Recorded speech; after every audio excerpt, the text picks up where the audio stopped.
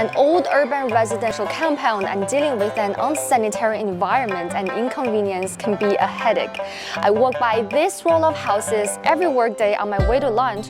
Seeing how this place has transformed into a new clean neighborhood within a year can be amazing. So today I'll find out how the residents feel about that change.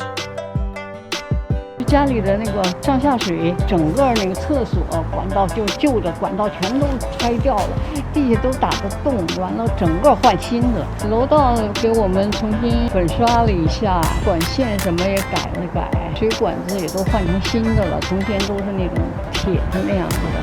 我看他们那个施工的材料，好像有那个厚的那种隔板似的，一块一块的，然后钉在墙上。冬天我现在觉得比以前暖和一点，我觉得效果。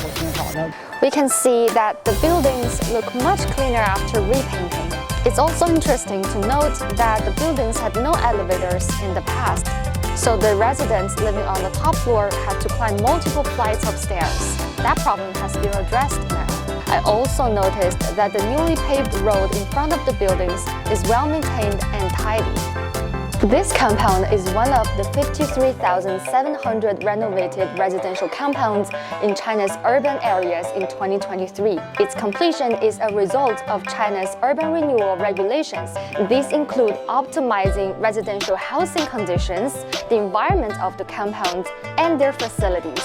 Beijing announced in January this year that it plans to renovate 300 compounds and finish renovating 200 this year at the second session of the 16th Beijing Municipal People's Congress. I will follow up on the urban renewal in China's upcoming 2 sessions in March and keep you updated.